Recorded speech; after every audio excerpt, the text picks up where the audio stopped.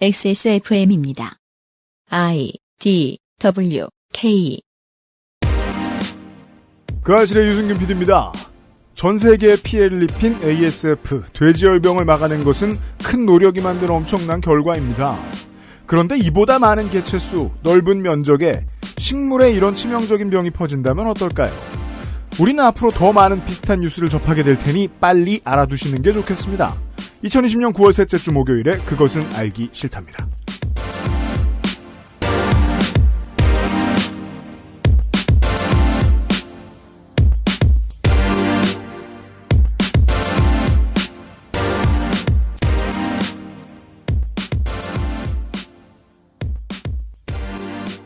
지구상의 청취자 여러분, 한 주 동안 안녕하셨습니까? 특히나 북미 대륙 서부 지역에 계신 청취자 여러분, 창문 가급적 열지 마시고 가끔 좋을 때 있으면 환기를 하시되 매사에 주의하십시오. 유승균 PD입니다. 윤세민 에디터고요. 네, 안녕하십니까. 윤세민입니다. 네. 거기 무슨 일이 있는데요? 광범위한 산불이 퍼지고 있죠. 신문으로만 읽으시는 분들은 캘리포니아주에 한정한 것으로 여기실 수 있지만 실제로는 그 북쪽에 오레곤주, 워싱턴주, 더 나아가서는 캐나다 서부까지 미치고 있습니다. 연기가 날리고 저녁 때 오후 때는 빨간 하늘이 되죠.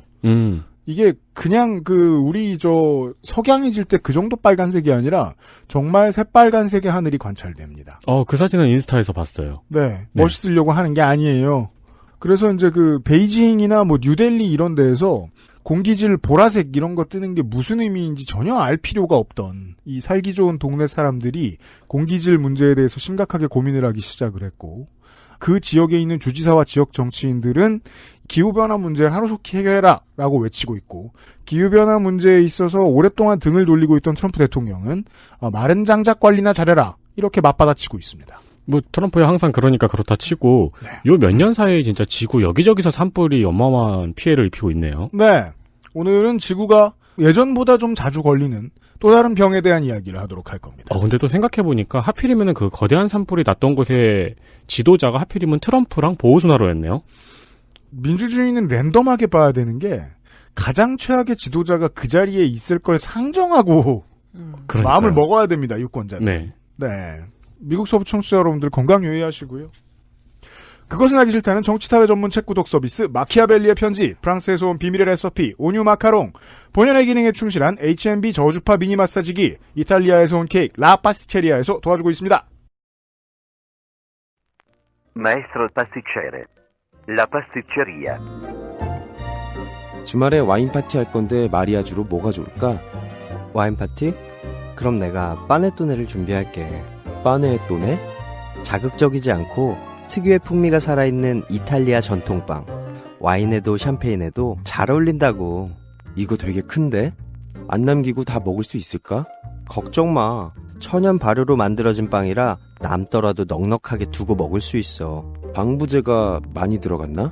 아니, 그 흔한 이스트조차 들어가 있지 않아. 그게 장인의 기술인 거지. 국내 베이커리에서 경험해보지 못한 맛. 이탈리아에서 온 케이크 라 파스티체리아. 최고 창의 개수가 1인 4참수 fx에 대하여 4개수 f1. 공부할 때 피곤할 때 이건 뭐야? H&B 마사지기. 네, XSFM에서 추천하는 전통 차례 상차림. 그렇죠. 목록이 있죠. 이제 제사상에 이게 올라가면 우리 청취자다 이렇게 파악하시면 됩니다. 그렇죠. 라파스티체리아입니다. 네. 이탈리아에서 온 케이크 라파스티체리아의 빠네토네와 빤도로 추석을 맞이하여 제사상에 올라가기 좋은 음식이기 때문에 네. 감사 할인 행사를 좋아합니다. 좋아합니다. 네. 감사 할인 저희 좋아해요. 네. 감사 할인 행사를 진행합니다. 저 파스티체리인의 집 주변에 알바를 뛰셔야 되는 분들만 싫어하고 다들 좋아합니다. 이게 이제 뭐냐라고 동네 이제 어르신들이 물어보면 약과를 물에 불린 거예요. 이렇게 말씀하시고 먹이면 좋아할 것이다. 네. 특히 이번 추석의 파스티체리아 행사는 조상님들의 입맛 다양성을 위한 행사입니다. 그럼요. 다양해요. 네. 5만 원 이상 구매 시에 쿠키 세트를 증정합니다. 이렇게 쿠키를 젠가처럼 쌓아두시면 돼요. 그렇죠. 젠가 말고 그거 왜 갬상. 네, 그렇게 쌓아두는 거 있잖아요. 그 다 이제 제사 끝나면 하나씩 빼는 놀이 해도 되고요. 그럼요. 네. 젠가처럼. 그렇죠. 네. 그리고 8만 원 이상 구매 시에는 반드로 혹은 밀라나제 450g을 추가로 증정합니다. 네. 할인 행사가 진행 중인 와중에 추가 3% 할인도 다시 등장합니다. 네. 정말 할인 안 해요, 이거. 네. 그렇습니다. 그리고 우리는 조상님과 보이지 않는 선을 통해서 연결되어 있죠. 그렇죠. 14일 주문권부터 추첨을 통해서 블루투스 이어폰을 경품으로 증정합니다. 그럼요. 무선이에요. 그렇습니다. 네. 여러분 함부로 오프라인으로 사람들 그 유선상으로 실제로 만나러 다니다가 네. 조상님 빨리 만나지 마시고. 그렇죠. 네, 조상님을 그렇죠. 무선상으로 만나자. 전 요즘 친구랑 영상통화로 이제 맥주를 종종 먹어요. 아, 네, 그렇죠. 네, 집에서 맥주를 종종 먹는데 그렇게 하다 보면은 이제 한 2시간 지나면 그런 생각이 들어요. 네. 얘가 내 친구인가 조상님인가? 그렇죠. 무슨 차이인가? 조상님 대신 친구를 만나도 좋은 블루투스 이어폰을 선물로 드립니다. 그렇습니다. 지난 설에도 그 이전 추석에도 라파스티체리아를 온 가족과 함께 즐기셨다는 분들이 많이 있죠. 그럼요. 올해는 추천드리지 않습니다만. 네. 거대한 사이즈로 웬만한 식구들을 커버한다며 자신있게 광고했지만 눈 깜짝할 새에 동났다면서 원망 아닌 원망을 하신 분들도 있습니다. 지들이 빨리 먹어놓고.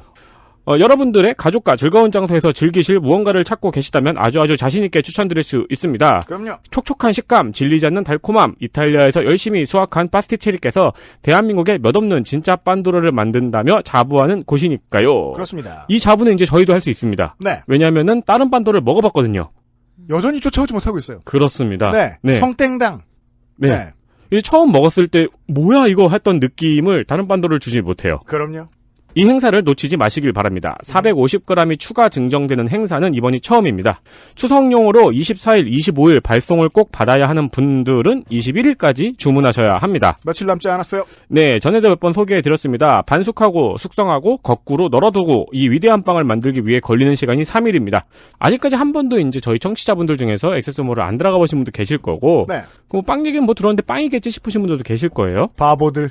실물을 보시면 이게 실물이 어마어마합니다. 인생 행복한 거죠. 아직 이걸 경험 못 해봤다는 건. 그렇죠. 선물로 만약에 보내신다고 생각하면은 비주얼이 압도적이라서. 그니까요. 네, 왜 선물을 주면 받은 사람이 리액션이 있어야 되잖아요. 네. 리액션이 없을 수가 없어요. 그니까요. 얘를 거대한 게 무엇이냐는 리액션이 없을 수가 없어요. 이거 얼마 전에 왜 농축산인입니다. 먹다 왜 안 줄어? 제주도 분들 좋으시겠네요. 제주도는 정말 빵 넣고 차례 지내잖아요. 아, 그렇죠. 네. 이번에 한정하여 이제 동네 주민들하고 나눠 먹는 거 좋아하시는 분들도 이게 이제 문제가 있습니다. 자꾸 띄어 먹어요, 여러 사람이. 맞아요. 잘라서 나눠 드세요. 그게 좋죠. 소분하십시오. 그렇습니다. 오래 가니까. 집에서 넷플릭스랑 파스티체리아 빵 이렇게 있으면은 그럼요. 모든 것이 완벽하죠. 그럼요. 네. 무선 이어폰도 있거든요. 그렇죠. 이제. 그리고 또 조상님도 마침 근처에 계시고. 헬스도 못 가잖아요. 네. 그럼 암 놓고 살찌면 돼요. 그렇습니다. 체육관은 이제 갈 수 있습니다. 네. 왜냐하면 저 체육관이 장사가 안 돼가지고 요새. 네. 근데 저는 새벽에 가서 아직도 못 가요. 아, 그렇구나. 네. 저녁 때 가시고요.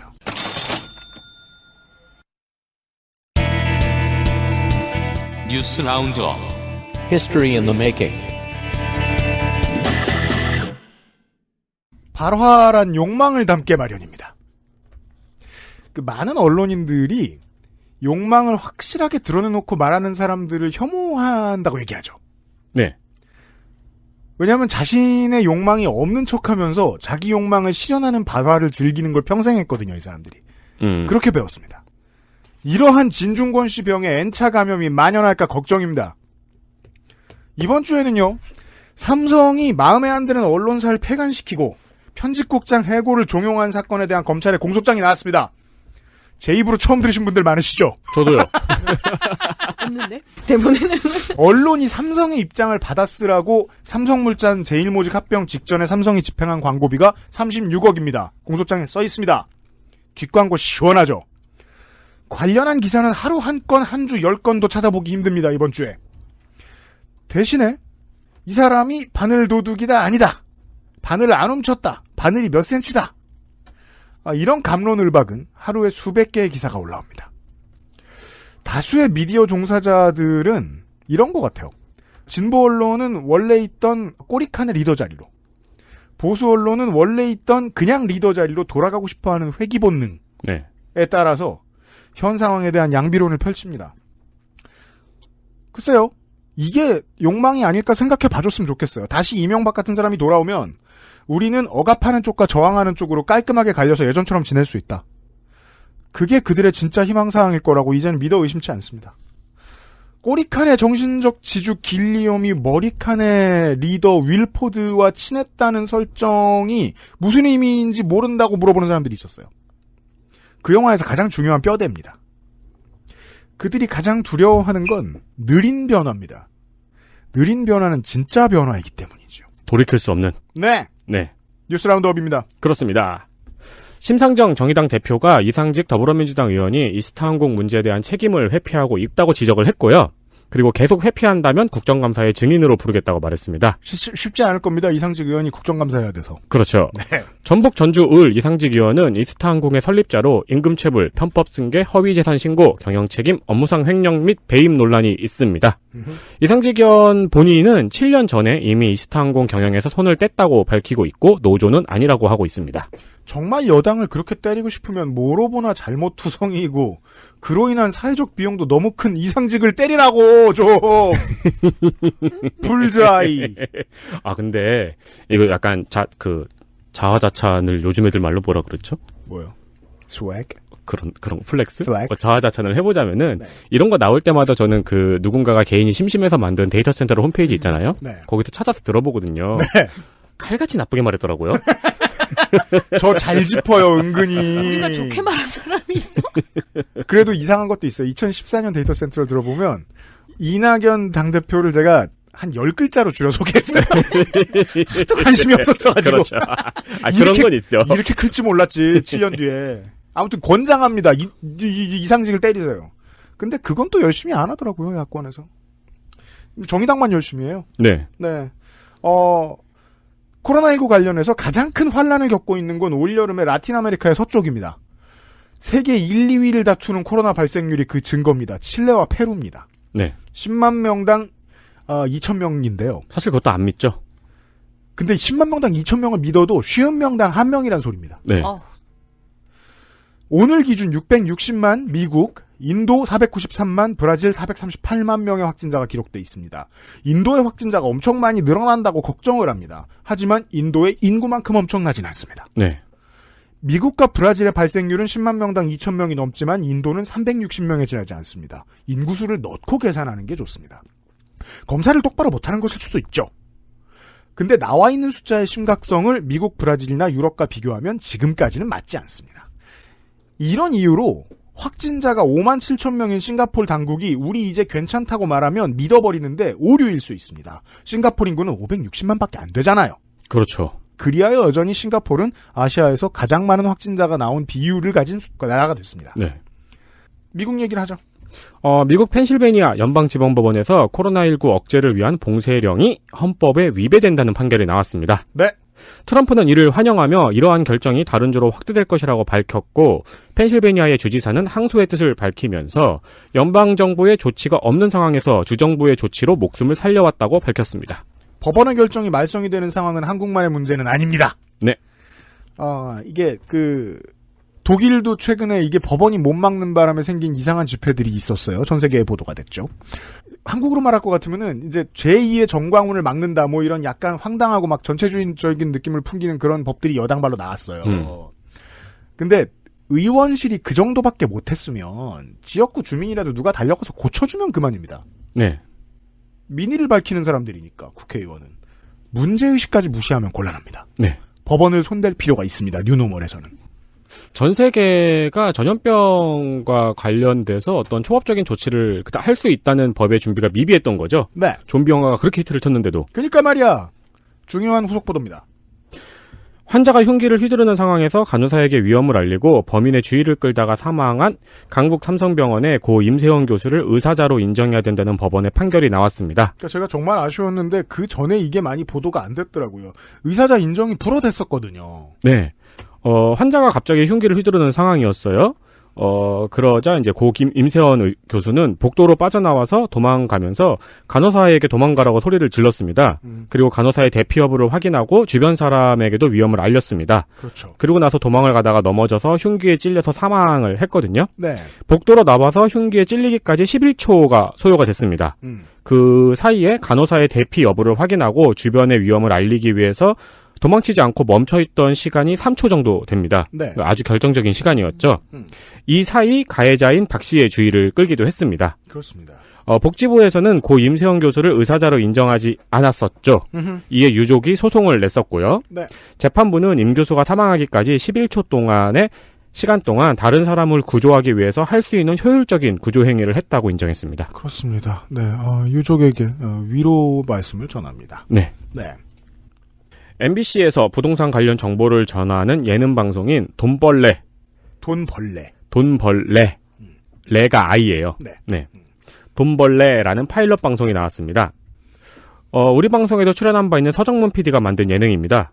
어느 지역의 부동산이 투자 가치가 있는지 전문가와 연예인이 같이 다니면서 정보를 전하는 예능인데 투기를 부추긴다는 비판도 있습니다. 한겨레에는 하다하다 부동산 불로소득 예능 MBC 돈벌레 첫방 논란이라는 기사로 해당 프로그램에 대한 문제를 지적했습니다. 네. 이 기자가 이렇게 쓰기 전까지 논란 없었고요. 왜냐하면 사람들이 많이 안 봐서. 저는 우연치 않게 이걸 봤는데 생각보다 건전한 접근이에요. 실제로 보면요. 네. 나올 수 있는 파울들도 잘 지적하고 있고 상당히 이성적입니다. 그러니까 제가 이 기사를 보면서 느낀 거는 둘 중에 하나만 해야 된다는 고루한 생각을 저 어릴 때만 해도 진보의 순수주의라고 부르면서 비판을 했어요. 근데 꼭 진영 문제만은 아니고 그냥 사람들이 다들 종종 저지르는 실수예요. 뭐 흑인이냐 백인이냐 남자냐 여자냐 노동이냐 자본이냐 뭐 경쟁이냐 공정이냐 선 그어놓으면 분명한 줄 알고 좋아하는 실수는 누구나 해요. 방송을 봤는데 저는 한겨레 헤드라인이 악의적이었다고 생각이 들었습니다. 집이 주거 100 투자빵 주거 100이 아니잖아요. 주거 85 투자 15쯤 됐으면 좋겠어요?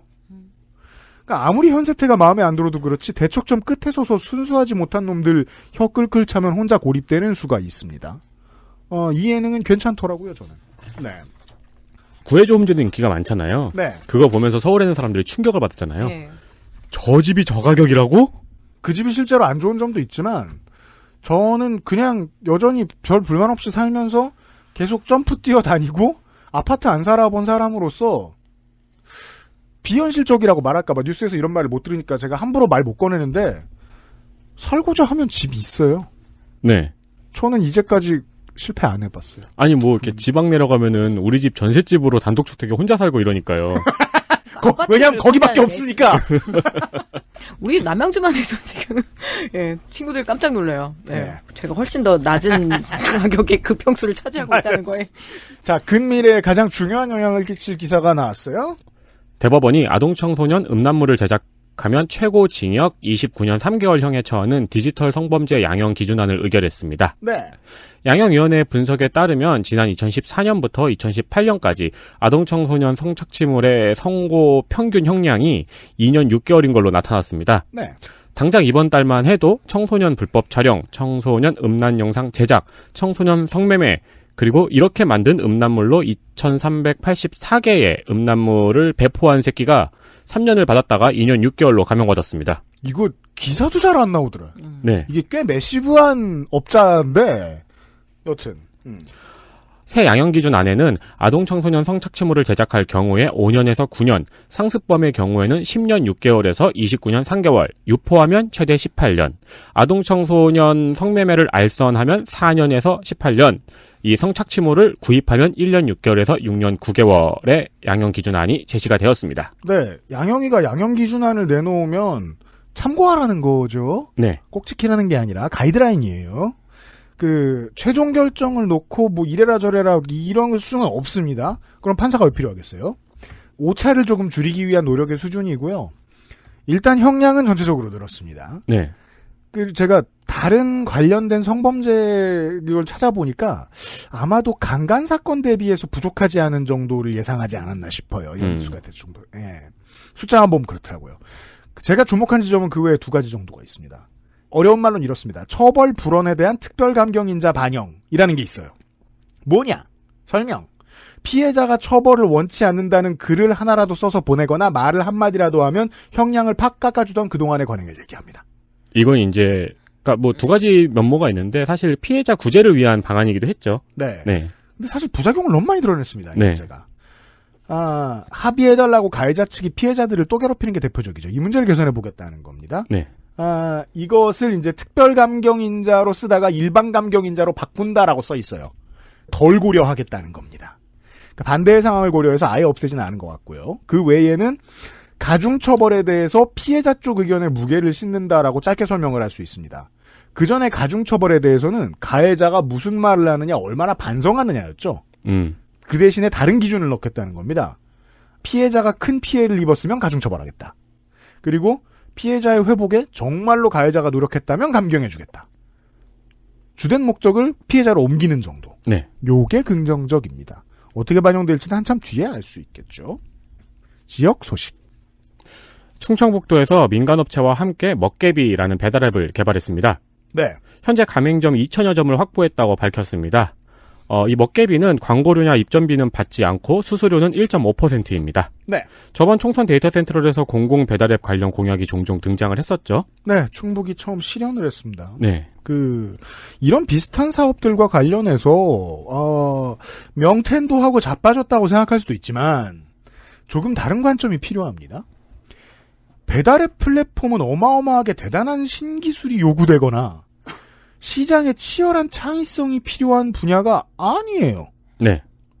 광고 홍보 장악력 문제라는 점에서는 유통 대기업 시장하고 비슷합니다. 이제는. 네. 국가에서 전화번호부를 만들거나 지자체가 후원해서 동네 자영업자 작은 광고하고 연락처를 담은 카탈로그를 만들던 거 있죠. 거기에서 플랫폼만 달라진 기초 서비스라고 생각하면 이건 공공이 건드려도 되는 분야입니다. 그러니까 교땡로, 땡룩시장, 땡로수 이런 생활정보지는 사설이죠. 돈을 벌죠. 다만 식사요나 막 배달의 게르만처럼 많이 벌진 않잖아요. 게르만? 바뀌었잖아요, 민족이. 너무 많이 가져가지 않았으면 그렇구나. 배달의 바이킹. 네. 너무 많이 가져가지 않았으면 이런 대안을 마련 안 하죠. 저는 그래서 가장 중요한 기준이 너무 많이 번다 인 것 같아요. 너무 과하게 벌어가지 않았으면 이런 대책 안 나옵니다. 이제 앞으로 예상을 해봐야죠. 시장이 아니면 제공을 못해주는 막 너무 특별한 것들이 있어. 막 쥐어짜는 쿠폰이 있다든가. 아니면은 별점이 너무 많아서 그게 더 유익하다든가. 이런 게 있어서 고객이 거기에도 매력을 느낀다면 실패하겠죠. 네. 네. 두고 보면 알 겁니다. 자, 마지막 소식은 제가 오랫동안 관심이 있어서 전해드립니다. 네, 국민TV가 직원들의 임금을 체불하고 4대 보험료도 납부하지 않아서 고용노동청에 임금체불 진정이 접수되었습니다. 임금체불은 이따금 했고 간헐적인 임금체불이 점점 더 규모가 확대되고 잦아졌어요. 꽤 오래됐습니다. 네, 그리고 이게 사실 중소기업에서 종종 있는 일인데 세상 사람들은 잘 모르죠. 네. 임금도 밀렸고 알게 보니까 내 월급에서 떼갔던 4대 보험도 납부하지 않았던 상황입니다. 아니 그거 자동으로 나가는데 어떻게 납부 안 할 수가 있지? 납부 안 하고 떼먹는 경우 중소기업에서 종종 있어요. 매달 5일인가 10일에 우르르 나가는데. 네, 그거 퇴사하고 알고 나중에 따로 집으로 우편물 와서 깜짝 놀래고 막 그래요. 그거 떼먹는 법 아시는 분 알려주세요. 유사시에 써먹게. 아니 결국 다 신고 들어가요. 왜냐면 어떻게 떼먹어 이거. 계속 안 내면 집으로 우편물이 날라와요. 못 떼먹어. 그리고 퇴직금과 연차수당 등도 다 안 냈다는 겁니다. 사기 아니야. 네. 일단 경영악화도 당연히 원인이었고요. 다른 한심한 문제도 있습니다. 이사진 간 경영권 다툼 중에서 이사장 한 명이 해임이 됐어요. 근데 이 해임된 이사장이 인감하고 OTP 등을 가지고 갔어요. 이 갖고 간 이사장은 해임이 정당하지 않다면서 이걸 들고 버팅겼고 회사는 이게 없어서 월급 정산을 못 해준다고 한 거죠. 그릇이 점점 작아졌는데 마지막으로 남은 작은 그릇을 가지고 밥그릇 싸움을 하던 이상한 사람들이 있다는 겁니다. 네. 이걸 갖고 간 이사장이 다시 재판을 받겠다고 하면은 그것도 몇 개월이 소요가 되잖아요. 네. 그동안 애꿎은 직원들 월급이 계속 체불이 되고 있었던 겁니다. 그 사이에 제작부서 인하는 전부 나갔고 현재 국민TV에는 사무국 직원 3명만 남았습니다. 정말이지 그냥 말라서 없어질 때까지 생존을 해버렸습니다. 제가 생각했던 최악의 시나리오가 이거예요. 그동안 이사장이나 중요한 요직에 거쳐갔던 최초에 발기했던 그러니까 설립 창업할 때에부터 했던 분들 언론계에 유명한 사람들 참 많죠. 그 어른들이 누적시킨 결과예요. 잘못했어요. 크게. 처음에 국민TV 시작할 때 아이디어 내셨던 분들 좋은 일도 많이 하신 분들도 있고 지금도 좋은 일 하시는 분들도 계시죠.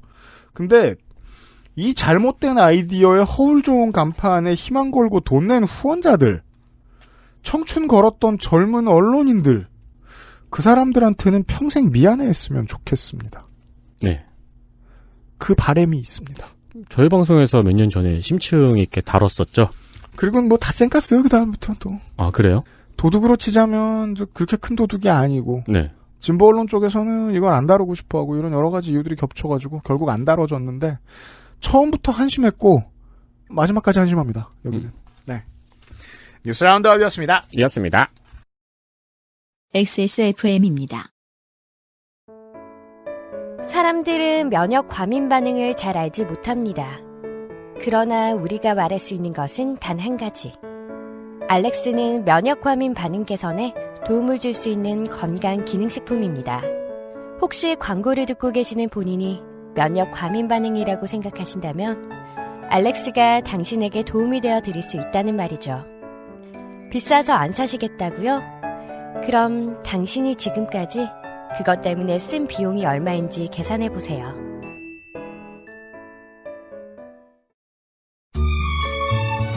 제가 마카롱이 기대했던 모든 것이었어요. 네, 온유 마카롱이요. 입안 가득 프랑스의 달콤함. 온유 마카롱.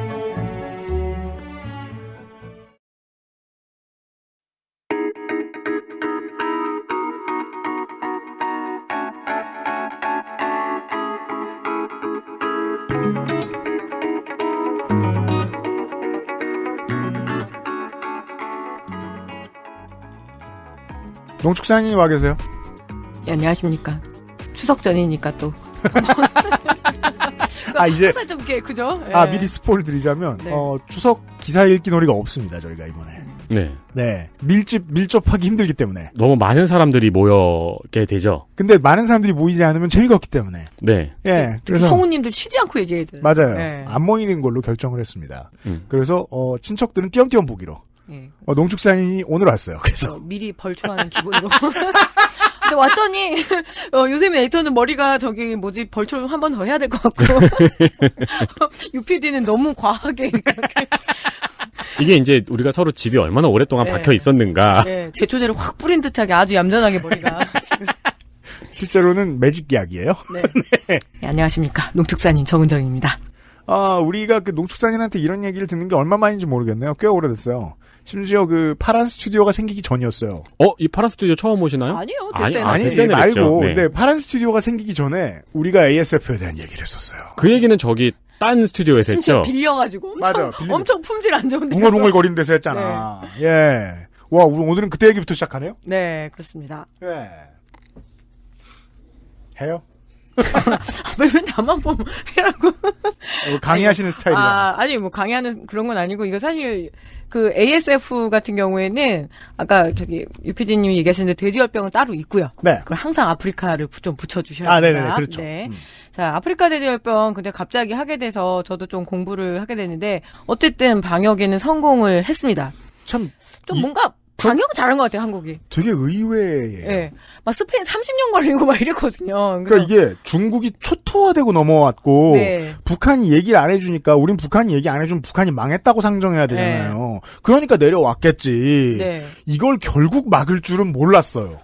대단합니다. 뭐 어쨌든 K방역 이런 말 좀 많이, 뭐야, 막 이렇게 했는데, 이 아프리카 돼지열병 같은 경우는 어느 정도 이제 성공적으로 진압을 했습니다. 그러니까 그 진수를 알아보기 위해서 강원도하고 경기도의 공무원들한테 좀 들어볼 필요가 있을 것 같아요. 맞아요. 예. 이거는 전문가들이 다 못할 거라 그랬었잖아요. 네, 못할 거고. 절대 못할 줄 알았죠. 네. 그래서 뭐 특히 덴마크 같은 경우는 워낙 양돈이 중요하니까 거의 땅 깊숙이 그 벽을 쳐요. 그러니까 아예 그 태풍에도 흔들리지 않게끔. 근데 이번에 우리나라는 막 이번 장마 때문에 철책도 막 무너지고 그랬는데도 방어를 해냈습니다. 근데 또 새로 공사를 해냈어요. 또 어서 공병들이 와가지고. 예. 그래서 지난 2019년 9월 17일에 경기도 파주에서 이렇게 발생을 최초로 했고요. 네. 이거는 뭐 처음 발생한 거고 한국에서도 처음이고요. 그래서 파주, 연천, 강화, 김포 지역에서 확산이 됐는데 그때 되게 많이 우려했던 게 너무 밀집돼 있었다라는 것. 그러니까 양돈 돈장 내의 그 밀집보다는 너무 이렇게 농장 간의 거리가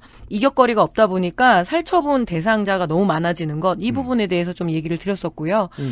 그때 살처분 규모를 보면은 261농가 그리고 44만 마리. 44만 마리. 네, 엄청 많죠. 그렇죠. 예방적 살처분이 이렇게 이제 지난해 11월까지 굉장히 엄청나게 공격적으로 이제 했는데 문제는 뭐냐면 재입식 자체가 계속 미뤄지는 거죠. 한번 이게 바이러스가 어디에 잔존할지 모르기 때문에 거의 사실은 접는다는 식으로 얘기를 하거든요. 왜냐면 내가 농장주 된 입장에서 갑자기 거기를 갈아엎고 빈 땅으로 만들었잖아요. 네.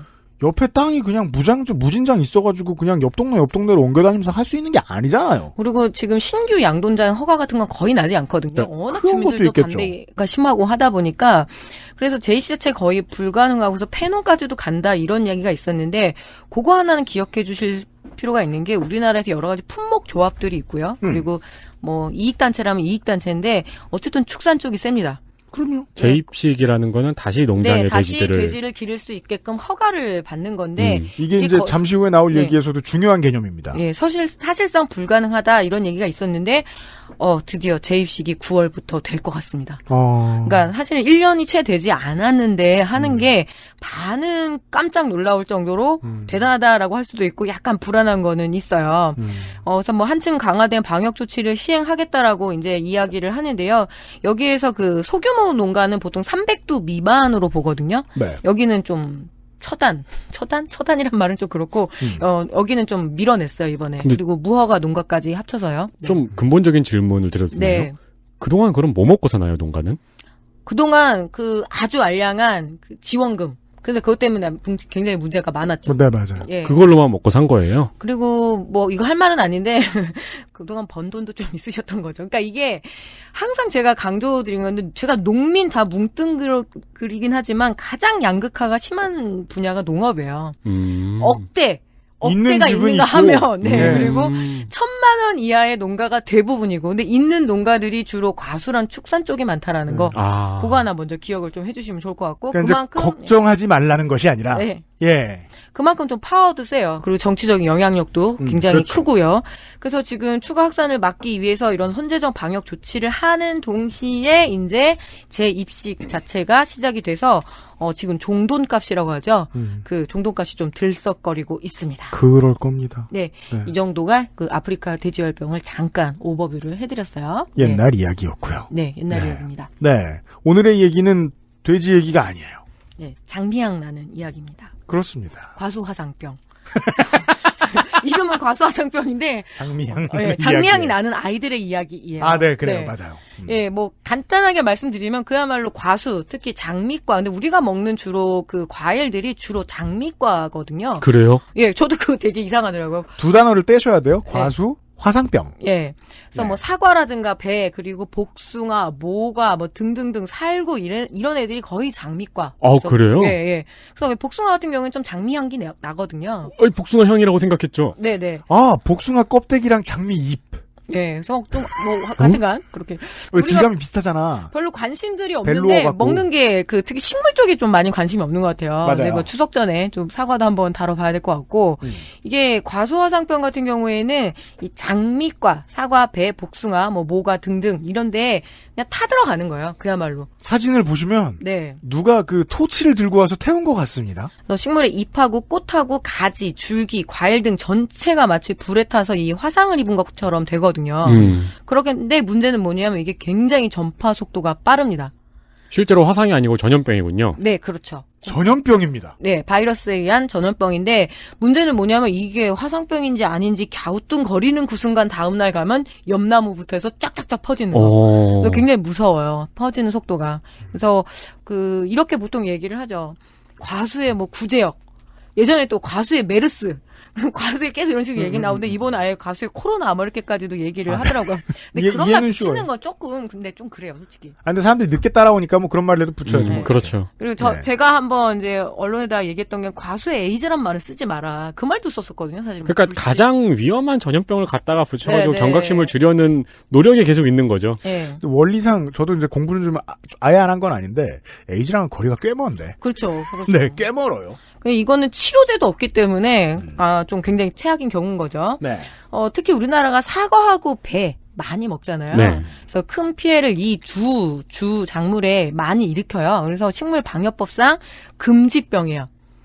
뭐냐면 저도 몰랐는데 이 식물방역병에 다 금지되는 게 아니라 몇 가지가 있는데 금지 그리고 관리 뭐 규제 비검역 뭐 잠정 규제 등등등 있는데 우리 지금 이제 병들을 그렇게 구분한다는 거예요. 네. 그래서 이건 완벽하게 금지 가장 최고 단계예요. 그러니까 금지를 하면 뭘 금지한다는 거냐. 나무도로 가서 너 그 병 걸리지 마 이렇게 말하는 게 아니라 이게 수입될 때 절대로 안 들어올 수 없는 거. 그러니까 사과와 배만이 아니라 기주식물이라고 그래서 같은 그 뭐 살구나무라든가 뭐 매실이라든가 같이 걸린 그 기주식물이라는 데가 있거든요. 그러니까 네. 기준이 되는 거예요. 얘네가 걔네까지 다 수입이 금지가 돼요. 그러고 보니까 본 적이 없네요. 네. 네. 그리고 토착화된 애들도 있어요. 솔잎폭파리 같은 애들. 솔잎폭파리, 파리목 혹파리, 성충 몸길이 암컷이 2에서 2.5mm, 수컷은 1.5에서 1.9mm. 유충부터 소나무에 혹을 만들고 수액을 먹으며 솔잎이 일찍 고사하게 하고 생장을 저해합니다. 1920년대 일본에서 도입된 것으로 판단하고 있으며 방제는 나무에 놓는 주사, 천적인 솔잎폭파리 먹점벌을 이식하는 방법 등이 있습니다. 60년대, 70년대 들어왔을 때는 이거 어떡하지? 그때는 금지였는데 이제는 어느 정도 그냥 이 땅에서 그냥 더불어 함께 살아가는 애들이 물바구미 같은 애들. 벼물바구미, 딱정벌레목 바구미과 미국이 원산지로 일본을 거쳐 우리나라에 침입한 것으로 추정하며 국내에는 88년에 하동, 시흥, 동해 등에서부터 발생을 처음 확인하여 현재는 상당수 논에서 5월 중하순에 발견됩니다. 유충은 벼의 뿌리를 갉아먹고 성충은 양 직후 어린잎을 갈아먹는데 때문에 출수지연, 광합성 저해 등의 피해가 생기지요. 신종플루처럼 이렇게 못 막아서 퍼진 것. 그러니까 식물 검역사를 보게 되면 우리나라가 이제 40년 됐거든요. 식물 검역 본격적으로 이제 이렇게 하게 된 지. 그래서 기술도 많이 발전을 하고 그리고 외국의 선진 사례를 굉장히 많이 가서 카피를 해갖고 와요. 그래서 그런 부분들이 좀 있습니다. 근데 어쨌든 과수화상병은 최고 단계인 금지 병해충이었고 우리나라 같은 경우에는 어쨌든 발생을 안 했던 나라였다. 그렇지만 이제는 발생을 한 나라가 된 거죠. 2015년부터입니다. 또 나중에 정리해 주시겠지만. 예, 구제역 기억을 해보시면 그 당시에 왜 구제역 우리가 미발생 국가였거든요. 구제역 청정국가 이걸 유지하려고 굉장히 애를 많이 썼어요. 근데 그 청정국가를 유지하려면은 백신을 쓰지 말았어야 되는 거거든요. 그래서 백신을 쓰냐 마느냐 막 요 사이에서 문제가 많았었는데 과수화상병은 어쩔 수 없이 지금 우리는 발생 국가가 되고 말았습니다. 지난번에 이제 그걸 설명드렸죠. 청정국 지위를 유지하는 것은 여러모로 유리하고 쓸모도 있기 때문에 백신을 쓸까 말까를 주저하던 단계가 있었다. 오늘 이번 주에 소개해드릴 이 경우에는 그 단계 지나갔다. 지나갔을 뿐더러 백신도 없어요. 아 맞다. 백신 치료제도 없고 백신도 없다. 치료제도 없고 예방만이 살 길인데 그 예방이 우주의 노력이 필요한 예방이어서 그래서 오늘 제가 이제 한번 해보고 싶어서 이렇게 말씀을 드리고 있는 중인 거죠. 네. 식물방역법상 근데 요거를 빼고 동물방역법상 똑같아요. 아 그래요? 제가 오늘 이 말씀을 드리고 싶었던 거는 뭐냐면 동물들은 절규를 하잖아요. 네. 그런데 식물들은 말이 없잖아요. 네. 그래서 훨씬 더 관심이 없어요. 그렇겠죠. 이 부분에 대해서. 근데 중요한 한국의 어떤 농업의 기반이기도 하고 먹거리의 기반이기도 하거든요. 그래서 관심을 좀 가질 필요가 있겠다 이런 생각이 드는데 어쨌든 식물방역법상 금지급이 아니라 금지급이다. 그래서 이게 처음에 금지급? 막 이러면서 근데 금지급이라. 그래서 방금 전에 앞에 말씀을 좀 드렸죠. 원고 쓸 때 정신 내려놓는 거 기억한다. 그렇죠. 그리고 관리급이 있고 금지급이 있는데 관리 수준이 아니고 금지 수준이다. 요런 정도만 이해를 해주시면 되고요. 이번에 코로나랑 굉장히 비슷하더라고요. 심각 단계, 위기 단계, 주의 단계, 이런 게 있잖아요. 근데 그동안 계속 심각 단계를 좀 유지를 하고 있었어요. 관여하는 그 기관들을 잠깐 말씀을 드리면 일단 농촌진흥청이 있습니다. 농진청. 네, 그렇죠. 전국에 예찰 업무를 하고 정밀 검사를 하고 그리고 총괄 업무를 맡고요. 그리고 또 나무에 관련된 거기 때문에 산림청도 또 관여를 해요. 그렇죠. 그러면은 농진청은 농지를 관리하고 산림은 우리는 산을 이제 예찰을 할게 이런 거죠. 아, 그 농식품부 예하. 예. 네, 그리고 이 기주식물이 매실이나 자두나 얘네들도 다 기주식물인데 야생식물 중에서도 되게 기주식물이 많은 거예요. 있죠. 예, 근데 이거 관리하는 게 진짜 어렵거든요. 아, 농장 주변에 그 나무들을 통해서 또 퍼질 수도 있다. 그렇고 그다음에 그 주변에 그 가정에서 심은 정원수 같은 경우도 기주식물이 될 수가 있어요. 그래서 저 과수원에 과수화상병이 났는데 갑자기 이 농진청이든 이런 데서 와서 다 정원수를 잘라야 된다고. 그렇게 돼요. 그것도 개인 재산이기 때문에 복잡해지겠네요. 그러면 또 거기에 대해서 또 계산을 해서 보상금을 치러야 되는 거죠. 그 나무가 얼마나 비싼지는 농축산인이 설명해 주신 적이 있어요. 네. 근데 그걸 날려버리게 될 수도 있어요. 네, 날려버릴 수 있는 거죠. 그리고 경기도하고 충남도 이렇게 발생한 각 도마다 예찰을 하는 거는 또 해야 되고, 그리고 뭐냐면 가장 가까운 거죠. 농민들이 신고를 할 때, 그래도 도의 그 담당자들한테 하는 것. 네, 지자체가 끼어들고요. 예, 그럼 또 시군센터가 있고요. 그리고 여기에 농협이 또 같이 해야 됩니다. 아, 그래요? 뭘요? 농협은 뭘 해야 되냐면 생석회를 공급을 하고. 석회? 예, 그리고 뭐 했어요? 예. 석회 똑같아요. 우리 동물 묻을 때 왜 살처분할 때 석회가루 뿌리죠. 네, 똑같습니다. 나무를 잘라서 묻을 때 석회를 공급을 해가지고 거기 넣어줘야 되는군요. 이따도 제가 생석회 얘기 좀 따로 드릴게요. 알겠습니다. 그리고 장비를 지원해야 되는. 그리고 왜냐하면 농협 중심으로 해서 장목반 그리고 출하회 뭐 이렇게 다 되기 때문에 농협이 빠질 수가 없는 거죠. 제가 드리고 싶은 말씀은 이런 관청들이 껴들고요. 이런 관청들이 다 같이 총괄을 하다 보니까 결국에는 아무도 총괄 안 하는 경우가 있다. 통찰입니다. 상상도 하지 못한 마지막 결론이네요. 예를 들어서 농식품부의 대책본부가 해야겠지만 있긴 한데 이게 동물 같은 경우에는 워낙 그 여론도 관심이 많고 사진 찍으러 많이들 가고 그럼 막 그 고통 막 이런 게 있잖아요. 근데 이게 너무나 조용해요. 그러니까 컨트롤 타워가 다 할 수 있는 건 아니겠지만 이게 과수화상병은 뭐 이렇게 그 타들어가는 사과 이런 거 사진 찍어가지고 올리면은 그 기사 읽는 사람들도 뭐 얘 벌레 먹었나? 이게 지나가 버린다고. 그러니까 그런 게 이제 다른 전문가들이 식물 코로나 같은 용어를 쓰고자 하는 목적이 거기에 있는 거겠죠. 네. 동물을 살처분하는 이미지는 너무 세니까요. 뭐 언론 모니터링 안 해볼 수 없는데 중앙 단위에서 한 번씩은 나오지만 주로 이제 그 지역 방송에서 많이 다루거든요. 이번에도 많이 봤어요. 뭐 이제 충청북도나 이렇게 그 충북이 난리가 났기 때문에 지금 주 발생 지역 같은 경우에는 다 집중적으로 다루지만 그게 KBS의 왜 지방 방송급 이렇게 나오는 거죠. 그래서 잘 모르는 거예요. 그것도 뭐 7번째, 8번째 뉴스로 나오니까. 근데 충청북도는 정말 대난입니다. 네. 이 과수화상병이. 뭐 제가 딱 그 고향 출신이어가지고 듣는 얘기가 또 되게 많았어요. 그래서 그런 부분들도 좀 우려가 됩니다. 네. 그래서 이 긴급 행동 지침 SOP라고 얘기하는데 이게 그때 구제역이나 아프리카 돼지열병에나 똑같이 그 얘기하고 이번에 코로나 때문에도 SOP. 그죠. 관심주의 경계 그리고 심각. 뭐 갑자기 왜 익숙해진 용어들 있잖아요. PCR. 뭐 유전자 증폭 검사. 예. 근데 이 과수화상병도 PCR 방법을 쓴다고 하더라고요. 유전자 증폭을 해서 이제 판단을 내리고. 그래서 뭐 관심과 주의, 경계, 심각 단계가 맞아요. 있는데 SOP도 최근에 익숙해진 단어죠. 네. 그런데 지금은 경계 단계에서 주의 단계로 8월 달에 낮췄어요.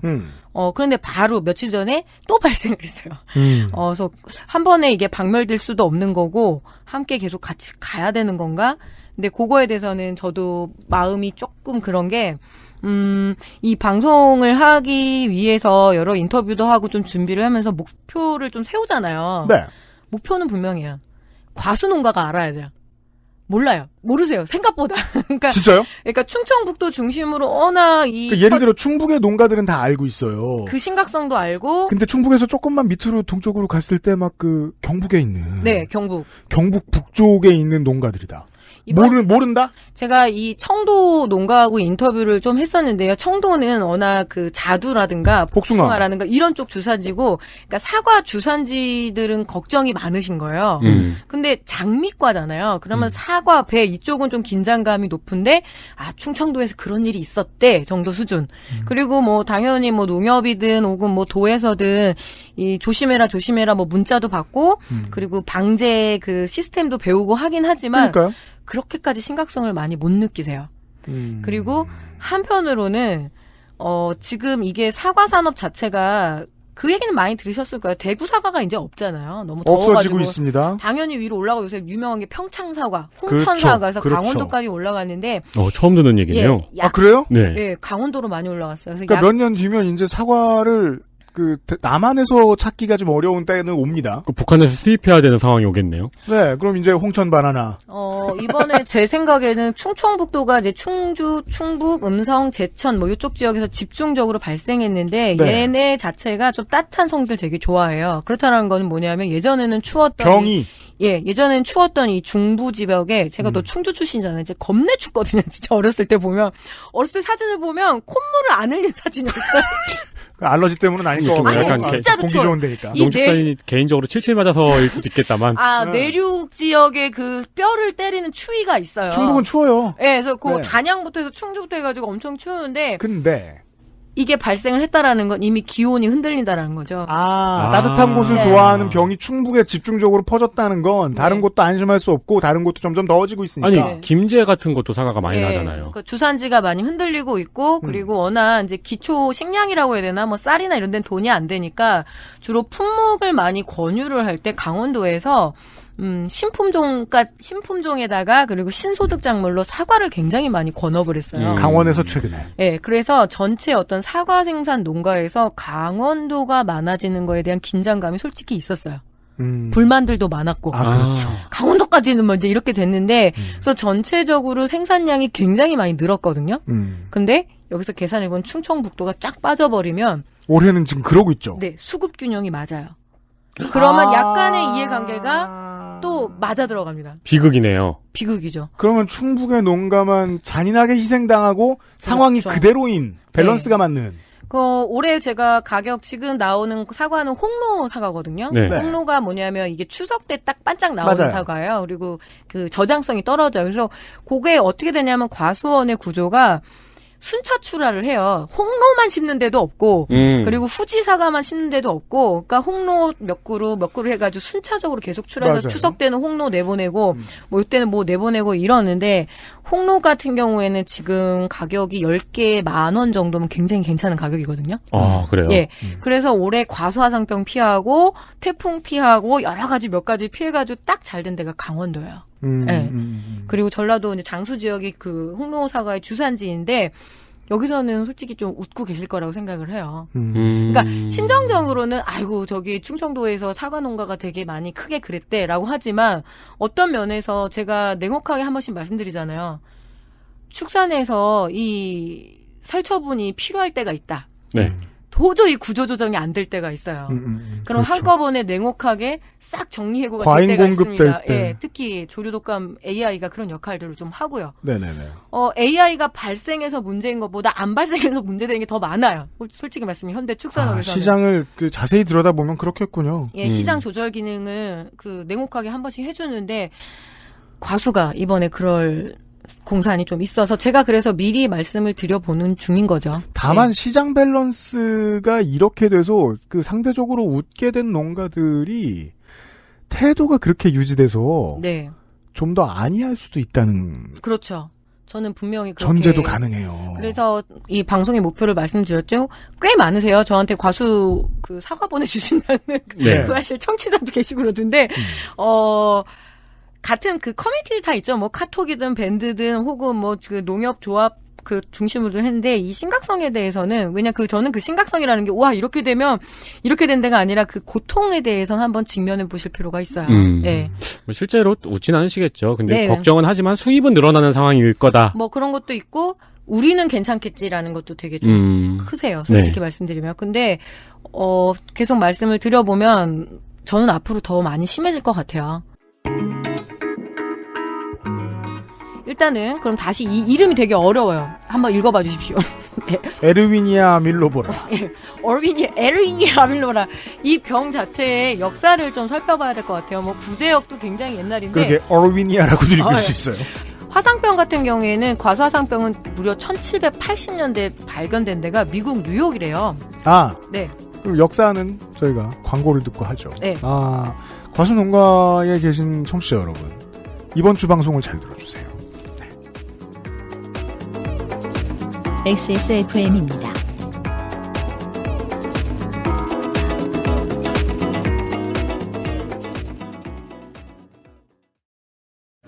서대리, 먼저 간다. 야근 잘해. 야근할 때 피곤할 때 이건 뭐야 알찬비 마사지기 여보, 이쪽에다가 놓으면 돼.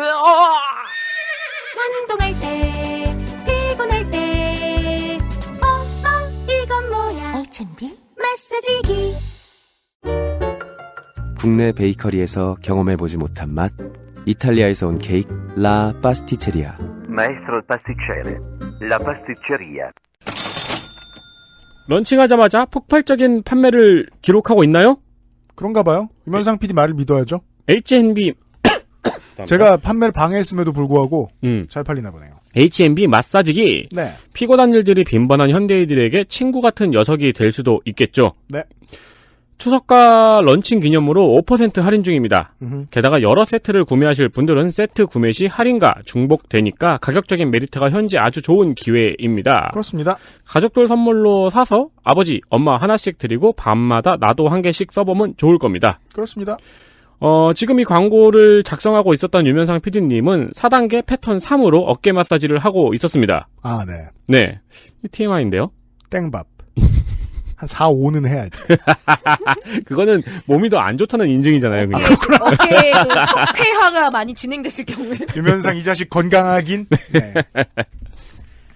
패드는 전에도 말씀드렸다시피 소모품입니다. 네. 그 사용 횟수가 개인에 따라 다릅니다. 그럼요. 때문에 구매하실 때 추가 패드를 구매하시는 것을 추천을 드립니다. 네. 역시 추석 맞이 액세스몰의 이벤트 중 하나입니다. H&B 저주파기 마사지 액세스몰에서 만나보실 수 있습니다. 네, 다시 한번 이 제품을 잘 모르시는 분들에게 몇 가지 정보. 패드는 반드시 본체하고 뗀 다음에 물에 씻으시고요. 큰일 납니다. 네. 그리고 얘는 제가 말씀드렸죠. 아주 단순하다고. 그래서 전기가 빠져나갈 때 USB-C USB-B 단자를 만지지 마세요. 전기 오릅니다. 아, 그래요? 이런 단점이 있습니다. 네. 조심하십시오. 네. 네. 어차피 전기 오르라고 있는 물건이지만 직접 오르면 기분 나쁩니다. 네. 그리고 부자가 아닌 이상 소모품 패드는 가끔 물로 씻어주시기 바랍니다. 보통 10회에서 20회를 권장하는데 더 자주 하셔도 괜찮습니다. 네, 물로 씻으면서 사용하시면 조금 더 오래 사용하실 수 있습니다. 그렇습니다. 그리고 본체 말고요. 네. 무조건 더 넓은 패드가 좋은 것이 아닙니다. 좁은 패드가 더 셉니다. 때로. 아, 집중력 있게. 네. 팡팡팡. 비교해 보시고요. 네. H&B 마사지기 팔고 있어요.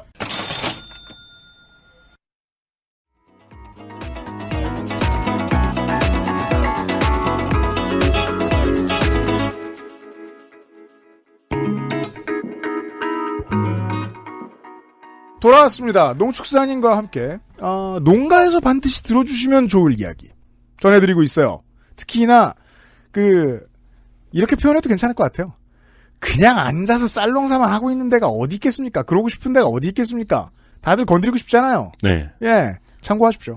그리고 귀촌할 때 많이 권유받는 게 또 이 사과, 배 쪽이야. 배는 좀 많이 떨어졌는데 사과를 많이 권유를 받아요. 이게 저 촌농 같은 질문인데 배가 더 비싸잖아요. 왜요? 배는 안 깎아 먹잖아요.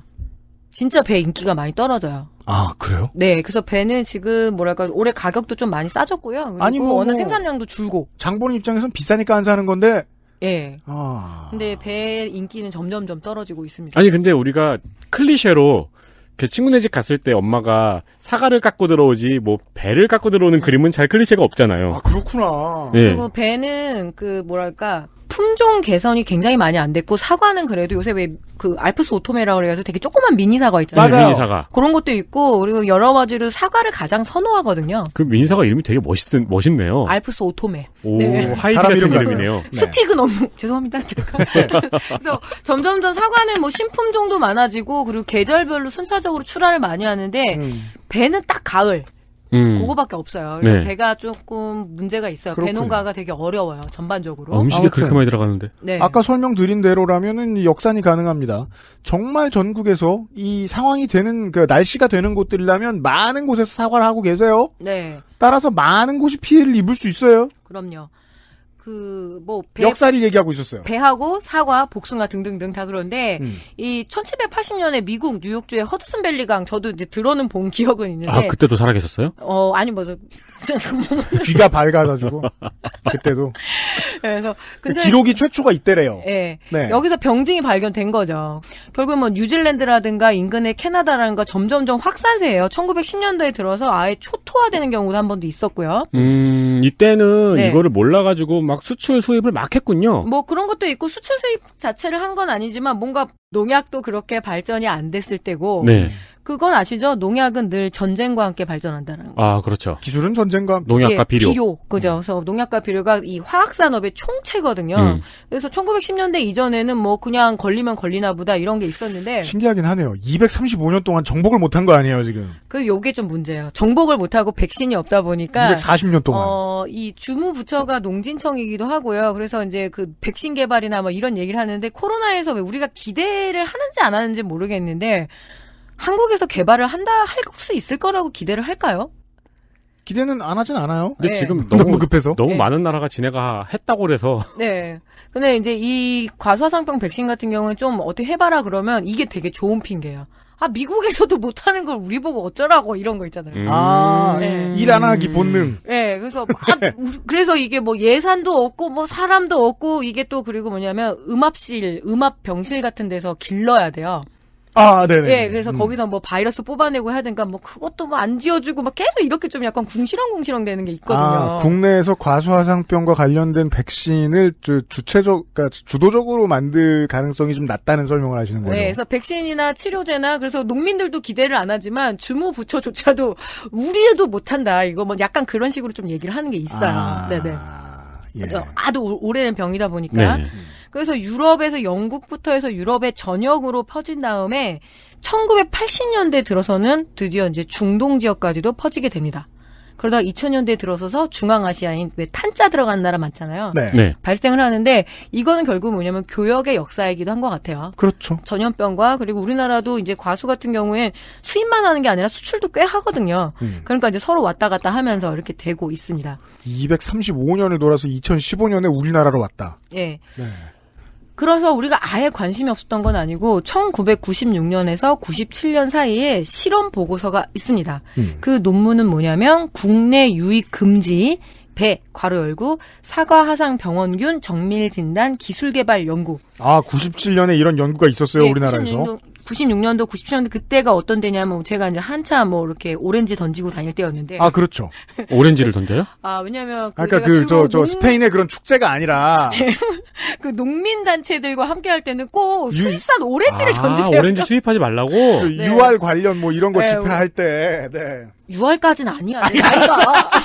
죄송해요. 나 WTO 때야. 나 가토 체계도 넘어섰다고. 죄송합니다. 6월 우루과이 라운드? 우루과이 라운드 때는 오렌지를 던지진 않았을 것 같네요. 그때는 꿈만은 호돌이 호순이를 좋아했던 초등학교 3학년이었기 때문에. 죄송해요. 저의 저널리즘이 썩었습니다. 호돌이 호순이면은 6월이 맞죠. 네. 그 다음 이제 꿈돌이를 그 다음 세대죠. 며칠 전에 우리 아들이 저한테 물어봤잖아요. 엄마 어렸을 때 그 환단위를 썼냐고. 뭐 10판, 20판. 그 제가 버럭하면서 엄마도 박정희 얼굴 모르거든? N 썼냐고 안 물어본 게 다행이네. 네, 뭐 어쨌든 해서 이 WTO 체제 WTO 때? 네. 그 95년도부터 그 체제로 들어가잖아요. 그러니까 이런 연구도 하는 거죠. 수출도 많이 하고 수입도 많이 할 건데 그렇게 되면 이 검역 대상이 되는 이 병원균 중에서 가장 문제가 될 게 화상병이라는 것 정도는 인지는 하고 있었습니다. 선지자가 있으셨구만. 네, 그런데 했는데 문제는 뭐냐면 그때 당시의 연구의 방향은 일단 들어오는데 진단 기술이 없는 거예요. 진단 키트의 문제였어요. 네. 그래서 주로 이 용역을 주는 게 뭐냐면 이거 만약에 이렇게 뭐 이렇게 할 때 진단했을 때 어떻게 해야 되는지 그쪽을 연구를 많이 해서 다행히 지금 진단 키트는 개발이 잘 돼 있어요. 그래서 보니까 바로 그 발생 의심 신고가 된 농가에 가가지고 바로 해서 그 약간 무슨 임신 테스터기 같은 데서 줄이 딱 가면은 양성입니다. 그럼 농민 울고 이러시거든요. 네, 그렇죠. 예, 그래서 거기서 간이 키트로 거의 확정을 짓고 좀 들어가서 더 정밀 검사해서 통보하고 이런 건 되더라고요. 다행이긴 다행이에요. 이게 치료제도 아니고 백신도 아니지만 일단 이 진단기술 개발하는 거는 이번에 우리가 코로나 때문에 훨씬 더 알게 된 거죠. 반대로 얘기하면은 진단기술조차도 개발된 지 얼마 안 됐다. 그렇죠. 그래서 이 부분에 대해서는 돈이 되게 많이 들어가는 거고 그만큼 뭐 관심이 없으면 안 해주는 거예요. 그래서 빨리빨리 왜냐 이게 진단을 빨리 해야지 빨리 묻어버리고 그리고 그렇잖아요. 빨리 퍼지지 않게 되는데 진단이 안 되면은 그냥 모르는 새에 싹 퍼져버리거든요. 우리가 그렇죠. 지금 올해 감염병에 대해서 알게 된 지식을 그대로 적용해도 이해되는 것이 많습니다, 지금. 그래서 제가 UPD한테 그때 이거 스토리라인 보낼 때 이렇게 말씀드렸잖아요. 아프리카 돼지열병의 식물 데칼코만이라. 그래서 똑같습니다. 접어서 딱 펼치면 한쪽은 동물이고 한쪽은 식물이다. 이렇게 이해를 해주시면 될 것 같아요. 네. 이렇게 진단하는 거를 이렇게 제가 좀 보니까 일단은 발생주라 그래요. 그러니까 타 들어간다. 그러니까 이파리가 타거나 하면 그걸 발생주라 하거든요. 아, 그 나무? 네. 그래서 그걸 가가지고 이렇게 봐요. 보는데 그때 이제 소유자하고 임차인 둘 다 와야 돼요. 아, 그래요? 예, 원래는 임차인은 왜 와야 돼? 우리나라에 제가 나중에 이 보상 체계가 임차인 때문에 되게 문제가 많은데 예를 들어서 그런 거죠. 우리 집에 뭔가 문제가 생겼어요. 월세방이든 전세방이든. 그러면 그거 싸우잖아. 이게 집주인이 원래 잘못한 거다. 아니면 네가 잘못 살아서 이런 거다 해서 뭔가 분쟁이 나잖아요. 네. 근데 뭐 등 나간 거나 뭐 저 수도 막힌 건 그럴 수 있는데 과수화상병 걸린 것까지 임차인이 와야 된다. 과수화상병에 지금 우리나라가 과수가 되게 힘든 농업이에요. 일단 1년에 방제 횟수가 약 13회 정도 되거든요. 한 달에 두세 번 더 뿌리죠. 솔직히 말씀드리면. 그게 그리고 또 법적으로 다 규정이 돼 있는 거예요. 그러니까 고령화되고 이러다 보니까 이 과수원을 넘기는 거죠. 임차농들한테. 아, 내가 원래 농사를 짓다가 네네. 나이가 들어서 내 농장을 빌려준다. 예, 그러면은 이 나무가 만약에 병이 걸리면 이제 거기서부터 싸움이 나는 거죠. 너 때문에 걸렸다. 아니다. 뭐 나무가 원래 부실하다. 당신이 이거 알고 넘긴 거 아니냐? 그리고 심지어 에루이니아 아밀로보라 얘가 거의 잠복기가 20년? 아이고. 네, 20년까지도 있는 거예요. 그러니까 아니 20년 동안 자가격리를 시킬 수는 없잖아요. 내가 농장 준대. 거슬러 가면 묘목부터 시작해. 묘목부터. 이거 묘목에 문제가 있다. 막 이제 이러면서. 그럼 임차인이 와야 되네. 네. 그렇죠. 임차인이 뭐야 잘못한 사람 이미 죽었을 수도 있네요. 그래서 그 뒤에 보상 체계에서 여기서도 결국에는 임차인과 소유자와의 갈등들, 보상 체계의 문제들 이런 것들이 되게 지금 복잡해서. 왜냐하면 양성이 나와서 양성으로 확진이 되면 뭐 또 내일 이 시간에 다시 자세히 설명을 해드리겠습니다만은 그 과수농장은 그냥 없어집니다. 네, 폐원이에요. 그냥 황무지를 만들어요. 거의 고전 게임 수준입니다. 뿅뿅 하고 없어집니다. 네. 그래서 지역 내 갈등이 심한 거의 원인이에요. 왜냐하면 임차를 줄 때 생판 모르는 사람을 잘 안 줘요. 누굴 줄까요? 조카. 그렇겠죠. 이럴 경우에 네. 먼 친척. 뭐 이렇게 될 경우에 꼬이는 그런 거 되게 있거든요. 그거는 임차인 임대인에게도 비극이지만 또 행정적인 부담이네요. 엄청 부담이에요. 그래서 뒤에 보니까 그 찾으러 다니는 이 조사 반원들도 되게 불쌍해요. 왜 싸움에 같이 사이에 껴있어야 되잖아요. 그렇죠. 그래서 그런 부분들이 애로라면 애로점이죠. 그러니까 무슨 뭐 고모, 삼촌, 뭐 외할머니, 뭐 당숙 이런 양반들하고 죽이놈 살리놈하고 싸우게 되겠네요. 그런 것도 있고 아예 뭐 생판 모르는 부재지주일 경우에도 문제인 거고요. 진단을 피하기도 하겠고요. 예, 그럴게요. 맞아요. 그래서 그런 부분들이 생각보다는 많이 이번에 내재돼 있었던 문제였습니다. 네. 이게 참 재밌습니다. 이게 저 인류가 지금 감염병을 겪고 있는 시대에 ASF도 한번 우리가 봤는데 240년 된 병 주제에 인류가 정복한 수준이 너무 낮아요. 네. 원인도 알기가 어려울 거예요. 그렇다면 그죠? 원인도 알기가 어렵고 안 한 거 아닐까 이런 생각도 들 때도 있어요. 그렇게 절실하지 않은 거죠. 그쵸. 그 얘기를 하고 싶었어요. 놓은 거 아닌가? 네, 사과 못 먹는다고 뭐 사과 안 먹으면 복숭아 먹어도 되고. 근데 인류하고 시장 전체가 절실하지 않은 거하고 네. 과수농가 사장님 본인이 망하는 거하고는 얘기가 다릅니다. 그렇죠. 누군가의 인생은 초토화되는 거니까요. 그리고 네. 문제는 그 양돈하고 비슷해요. 다 단지화돼 있거든요. 그러니까 사과 주산지 뭐 이러면은 바로 옆에 다 따닥따닥 붙어 있기 때문에 이게 지역 사회를 굉장히 흔들어놔요. 올해 정말 초상집 분위기예요. 그 충주시 산청면하고 엄정면이라고 있습니다. 저는 충주시 동 출신이기 때문에 그 면은 잘 많이 안 가봤는데 거기에 부심이네요. 네, 그럼요. 이게 읍면동에서 동 출신이 얼마나 다운타운 걸. 우리는 면단이랑 볼 줄 아는다고. 그런데 지역사회 사실 충주만 해도 동네 아는 아저씨 아줌마 중에 사과하는 아저씨 아줌마 꼭 있어요. 그럼요. 근데 산청면에서 거의 40% 정도의 감염이 됐다라고 하면은 지금 그 지역이 추석을 앞두고 어떤 분위기일까요? 네. 한참 돈 세야 될 텐데. 그렇죠. 업장이 날아갔습니다. 그리고 잘 익어 나갈 때, 그리고 요새는 사과가 썸머킹이라고 그래서 여름 사과도 인기거든요. 아오리도 있고 썸머킹도 있는데. 사과는 품종 흐름이 진짜 멋있네요. 네, 멋있죠. 그래서 근데 뭐 후지 스가루 이런 것도 있어요. 그래서 부사가 스가루거든요.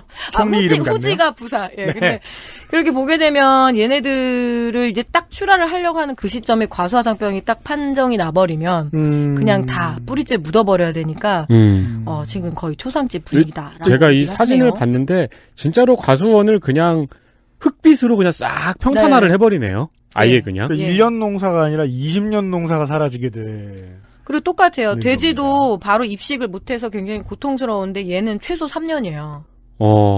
그런데 문제는 뭐냐면 돼지는 그래도 아기 돼지를 받으면 삼겹살 될 때까지 6개월이면 되거든요. 네. 근데 사과는 3년 정도 돼야지 이제 그 팔릴 만한 열매가 달린다고 그러면은 하거든요. 3년 동안 나무 못 씻고 나무 심어봤자 3년 이후에 예, 그래서 7년 정도가 정지된다라고 보통 얘기를 하죠. 그래서 그런 부분들. 그래서 한 번 걸리면 7년의 삶이 무너지는 거. 그래서 아예 고령 농가들은 나는 끝났어라고 얘기를 하시거든요. 이해가 되네요. 예, 다시 심게 해준다고 허락을 한다 한들 내가 언제 기다리겠나. 뭐 이런 얘기들을 하실 수밖에 없는 거죠. 네. 밭과 사람의 커리어가 끝난다. 네. 네. 원인은 너무나 많습니다. 너무 많은데 상수는 있어요. 반드시 기후의 문제인 것 같아요. 기후변화라는 상수가 있다. 예. 국외 연구를 보게 되니까 이 아멜로보라 이 뚜렷한 병증이 없이 그냥 기주식물에 숨어 있어요. 잠재돼 있다가 갑자기 뭔가 조건을 만나면 폭발을 합니다. 내 디스크 같네. 아니, 20년 숨어있다 튀어나오면 원인을 어디서 찾아야 돼? 20년 만에 하이롱? 그러면서 이제. 그러니까 20년 전에 이 나무가 도박을 했다더라. 모든 얘기할 수 있잖아. 그렇죠. 네, 그래서 땅에도 존재할 수 있고요. 그리고 물에도 존재할 수 있고요. 이런 못 찾지. 그래서 폐원을 할 때 그래도 아프리카 돼지열병이 터지면은 동물만 묻거든요. 그런데 이 과소화상병은 덕시설이라고 얘기해요. 그거 아시죠? 지주대 같은 거. 네. 그것도 다 묻어버려야 돼요. 그리고 관수정을 뽑아버려야 돼요. 캐노피 같은 거? 예, 그래서 왜냐하면 그걸 다 없애야 돼요? 그러니까 사과를 묶어놓는 그 파이프 같은 거 있잖아요. 그걸 네. 덕시설 뭐 이렇게 얘기를 하는데 네네. 덕시설 다 빼버려야 되고 왜냐면 거기에도 묻어있을 수 있기 때문에 그리고 물에 의한 바이러스 그 전염도 우려가 되기 때문에 관정도 뽑아버려야 돼요. 관수시설도. 공장으로 치면은 공장을 1년 동안 폐쇄해야 되는 거 수준이 아니고 공장 자체를 허물고 시설도 다 네. 폐기해버려야 된다는 아예 얘기네요. 없어야 돼요. 그래서 지금 그래도 양돈 농가는 1년 만에 다시 재입식을 할 수 있는 건 뭐냐면 그래도 이 골조는 남은 거예요. 네. 그리고 거기를 계속 쓸고 닦고 막 소독하고 있으면 되는데 아예 과수원 그게 안 돼요. 그러니까 원인이 시설에 직접적으로 묻어있지 않다는 건 ASF의 경우에는 분명한데. 네. 우리가 이 과수농가에 가보면, 하우스에 가보면, 과수농가에 있는 자재들은 두 가지의 이유를 담고 있습니다. 하나는 나무가 살아있게 하는 것, 나머지 하나는 나무가 서 있고 과실을 떨어뜨리지 않게 하는 데에 모든 것이 집중돼 있어요. 네. 그럼 다 붙어 있잖아. 네. 그걸 다 싹 없애야 된다. 그리고 토양의 오염의 그 원인도 있기 때문에, 그러니까 토양에 오염이 됐겠거니 해서 아예 그냥 그래서 못 심는 거예요. 3년 동안. 그러니까 우리가 이제 부동산을 부동산이라고 부르는 이유가 못 움직이니까 그러는 거 아니에요? 네. 그 부동산도 폐기 대상. 예. 그러니까 만약에 사과 농사를 해서 어려워졌으니까 그러면 내가 복수가를 심으면 안 된다니까요. 장미과는 안 돼요.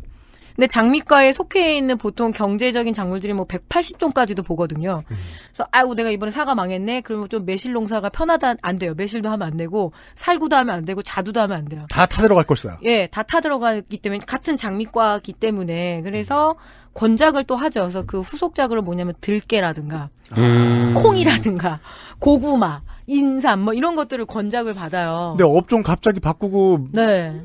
속과 몸이 편할 리가 없잖아요. 그럼요. 그리고 아시겠지만 들깨나 이런 것들은 경종농업에서 과수가 그래도 돈을 만질 수 있는 건 굉장히 기술적인 노하우가 있어야 되거든요. 경험치도 되게 네. 중요하고. 그런데 들깨? 글쎄요. 제가 보기엔 콩? 막 이런 그런 생각이 들죠. 그렇죠. 왜 우리 텔레비 보면은 사과 오래 키우신 분, 고추 오래 키우신 분 보면은 고추의 맵기도 조절하고 네네. 사과의 당도도 조절하고 하시잖아요. 근데 그거를 완전히 지금 다른 분야로 옮겨가서 처음으로 하면은 처음부터 수입이 나올 거라고 기대하기는 힘들죠. 그렇죠. 그래서 각 지역 농업기술원에서 이 과소화상병 발생 지역의 후작에 대한 안내서들을 만들고 있는데 그 작물들의 면면을 보게 되면 제가 보기엔 그 과수원만큼 돈을 못 버는 것도 분명하지만 저는 항상 좀 걱정되는 게 뭐냐면 새로 권작을 했을 때 기존의 농가들과 충돌이 나는 경우 그런 부분들은 되게 우려가 되거든요.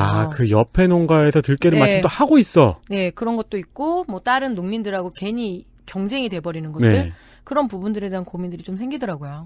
방송 초반에 제가 미국 서부에 대해서 얘기를 해드렸는데 미국 서부는 보면 도시가 있고 옆에는 내셔널 포레스트가 있어요. 국유림이 있죠. 네. 국유림이 한국만한 게 하나씩 둘씩 이렇게 붙어 있어요. 네. 거기가 다 타고 있는 거예요. 즉 도시를 넘어서면 인구 밀도가 확 떨어져요. 네. 제로에 수렴하게 떨어져요. 한 마을이 있어요. 동네에 이제 그 농업이 주산업인 마을에 가면 다 한 가지 일식을 다른 일을 해요, 서로. 그렇죠. 아니면 다 한 가지 일만 해요. 그 둘 중에 하나인 거예요. 네. 넓은 땅을 가진 나라는 그래요. 한국은 아무리 인구 밀도가 농가가 낮다고 해도 농가도 인구 밀도가 높아요. 미국에 비하면. 그리고 겹치는 일들을 합니다. 마치 시내에 그 술집 많은 골목 가보면은 치킨, 커피인 것처럼. 네. 그건 문제가 되죠. 그런 부분들에 대한 고민들이 굉장히 저는 많습니다. 일단은. 자, 그래서 누구나 해야 되는 걱정인 것 같아요. 병원 세계는 옮기는 중요한 매개체로 일단 꿀벌. 이 꿀벌의 부분이 좀 충돌합니다. 이 인류를 지키는 수호신이라고 우리 얘기를 많이 하잖아요. 아니, 꿀벌이 병원체를 옮기면은 이거는 방법이 없죠. 예, 방법이 없어요. 예, 방법이 없잖아요. 왜냐면 벌을 없애는 건 중국 공산당이나 할 짓이기 때문에. 아니, 그리고 벌을 없애는 건 인류의 자살행위잖아요. 저희 동네 근처에 공원에 꿀벌 공원이 생겼어요. 그런 게 있군요. 예, 거대한 꿀벌 인형도 있고요. 꿀벌이 뭐에 좋은지 막 아이들한테 가르쳐주는 콘텐츠들이 막 써 있어요. 실제로 꿀벌도 있어요? 벌도 있어요. 요새 도시양봉 유행이니까. 예, 그래서 대나무 막대기가 있고요. 가이드용. 오면 피하라고. 아. 네. 그러게요. 윤세민 에디터 말이 좀 그대로예요. 꿀벌을 없앨 수는 없어요. 네. 이게 양봉의 문제가 충돌하는 게 작년에 그 양봉 발전 산업법인가 뭐 이런 게 통과가 돼서 제가 양봉 농가 힘내세요라고 한번 얘기를 했었는데 이 양봉이 우리나라 양봉에 또 문제가 있어요. 너무 많아요. 그러니까 꿀벌 벌꿀이 아니죠. 꿀벌은 되게 중요하기는 한데 밀원 식물이 되게 부족한 나라예요. 밀원 식물? 예, 그러니까 그 꿀의 원료가 되는 개꿀이면 개가 밀원인 거고. 그러니까 뭐 사과꿀, 아카시아 꿀 하면 아카시아가 밀원. 네. 개꿀이면 개. 그럼 막 개가 아싸 이러고 있고. 그러니까 뭐 예를 들어서 뭐 떼죽나무 꿀 하면은 네. 그 떼죽나무 꽃을 주로 그 밀원으로 삼는 꿀이고 이런 것들의 특징이 뭐냐면. 꽃을 피는 시기에 맞춰서 이동 양봉을 해요. 양봉에 두 종류가 있습니다. 이동 양봉이 있고요. 고정 양봉이 있어요.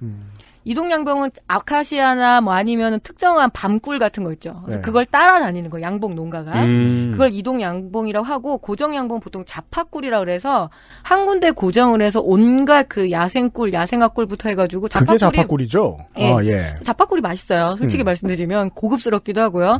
근데 고정 양봉이 아니라 이동 양봉 농가들이 옮겨 다닐 때 이 꿀벌에 많이 묻었다가 됐다라는 거죠. 그래서 이번에 충주시의 사과 장목반 그리고 뭐 사과 발전 연구회 등등에서는 양봉 산업자, 그러니까 양봉에 대한 문제를 제기를 했어요. 아, 신기하네요. 네. 병을 들고 양봉업자가 병이 묻은 벌을 데리고 이동을 했다는 거군요. 예, 그래서 이번 특히 충주 농가들 사이에서는 끊임없이 이 전파 경로로 양봉, 특히 이동 양봉의 문제로 물론 여러 가지 원인 중에 하나가 뭐냐면 전정이라고 그러죠. 그러니까 그 가지치기하고 꽃 자르기 하거든요. 네.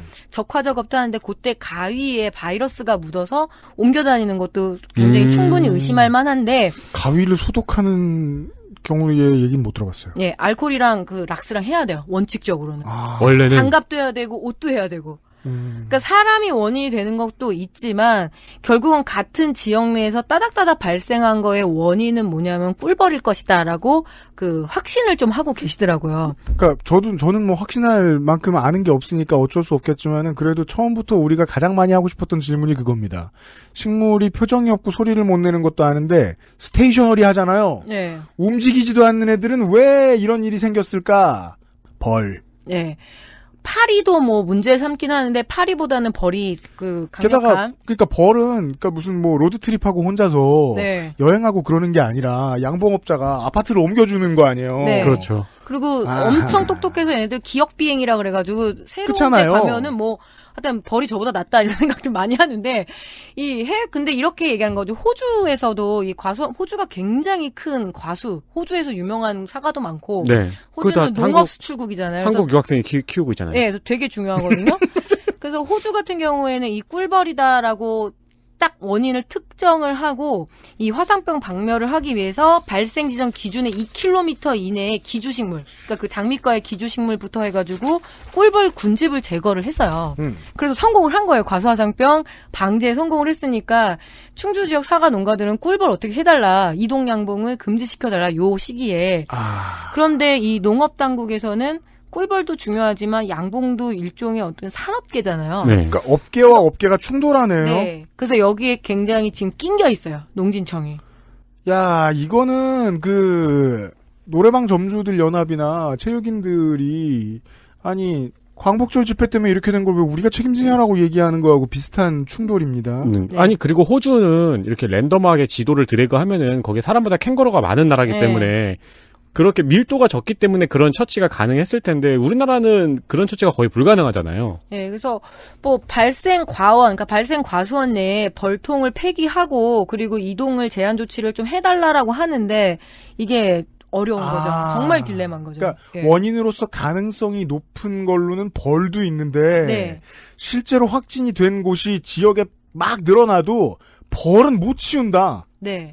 야, 이게 또 사람 감염병하고 이게 다르네요. 이런 이해 충돌이 생기면 못 건드려. 그렇죠. 근데 그리고 농가에서는 하다못해 이동양봉이라도 하지 말아달라고 요청을 하는군요. 근데 그 부분이, 근데 우리나라 꿀 생산에서 이동양봉이 차지하는 게 거의 한 70% 되거든요. 그러니까 아카시아 꽃을 찾아 떠다닌다고 생각하시면 네. 돼요.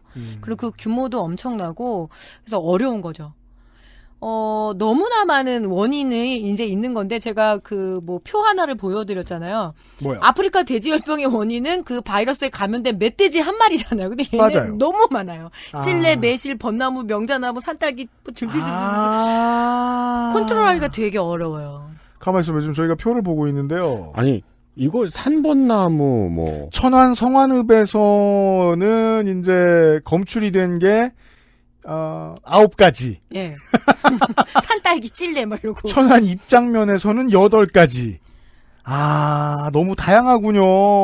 그러니까 다양해서 이게 이제 산림청의 어떤 나무 전문가들까지 다 뛰어들어야 되는 거예요. 야, 이게 ASF만 어려운 건 좀 이거 훨씬 어렵네요, 이게. 아니 이게 그리고 끔찍한 게 뭐 매실, 벚나무, 찔레, 살구, 산딸기, 뭐 삼번나무, 조팝나무, 라일락 이런 거는 그냥 우리가 심지어 서울에서 걸어다녀도 계속 보는 나무잖아요. 그리고 뭐 집에서 정원수로도 많이 심고요. 네. 그래서 이런 부분들이 계속 같이 충돌하다 보니까 멧돼지보다 어려워요. 얘네들은. 그러게요. 네. 아니 벌이 못 넘어오게 철책을 세울 수는 없어요. 그리고 멧돼지는 이제 지금 양봉업자를 쏠 수도 없고요. 멧돼지 엽사들이 잡으면 그 한 마리에 대해서 뭐 어느 정도의 그 보상 쳐주는데 그게 큰 돈은 아니거든요. 네. 근데 이 나무를 베게 되면은 그 보상금 재산이기 때문에 마이너스가 돼요. 예, 그래서 어렵습니다. 세상에. 그러게 또 그거 하나를 생각해야 되겠군요. 우리가 전에 얘기했던 농가 바깥의 나무가 확진이 되었을 때 그걸 함부로 건드리기도 쉽지 않은. 예, 그래서 왜 점유를 하는 경우도 있거든요. 큰일 났네. 이건 퍼지기가 너무 좋네요. 네, 그래서 벌이냐, 팔이냐, 혹은 사람이냐, 묘목이냐, 혹은 그 모든 것이냐라는 이 원인 특정하는데 굉장히 좀 힘이 들고요. 그래서 화상병의 원인이 되는 세균을 보게 되면은 뭐 곤충, 비, 바람 등등등등등 있는데 사람에 대한 것들도 분명히 있습니다. 아까 잠깐 말씀드렸지만 사람이 옮겨다니면서 특히 우리나라 이 과수농가가 바짝 사람이 필요할 때가 뭐냐면 가지치기 할 때. 네. 그리고 꽃에 이렇게 인공수분을 하거든요. 그러니까 꽃가루에 우리가 이게 다 벌나비만 할 수가 없고. 사람이 해줘야 돼요. 예, 화분을 다 붙여야 되고, 그리고 딸 때 몇 가지 사람이 필요한데, 요게 이동을 해요. 지금 당연히. 올봄 초여름에 지금 검역 단계 확진자 코로나19 얘기입니다. 네. 많이 나왔던 이유가 일손 필요해서였죠? 네. 네. 그래서 농촌 고령화 때문에 일손 부족이 있고 그래서 외부 업체, 그러니까 작업단이 있어요. 네. 그리고 아주 이 전정하는 게 고도의 기술이어서 숙련이 돼야 되거든요. 그러니까 저 같은 사람들도 가서 도와드릴 수가 없는 일이 이 전정이나 이런 부분들이에요. 그러니까 어떻게 해요? 이게 작업단이 일종의 용역회사들이 옮겨다녀요.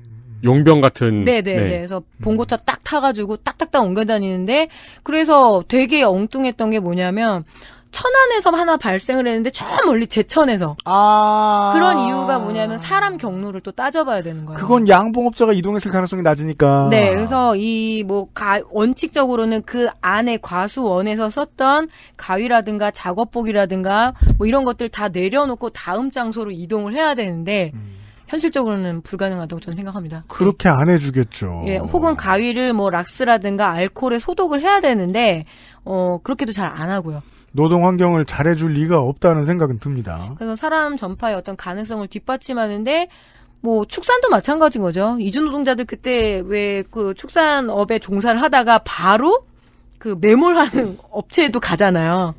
이 지금 과수화상병도 업체를 선정을 해요. 왜냐하면 이게 뭐 굴치도 해야 되고 뭐 묻기도 해야 되고 하는데 그렇게 해서 계속 사람 간의 이동.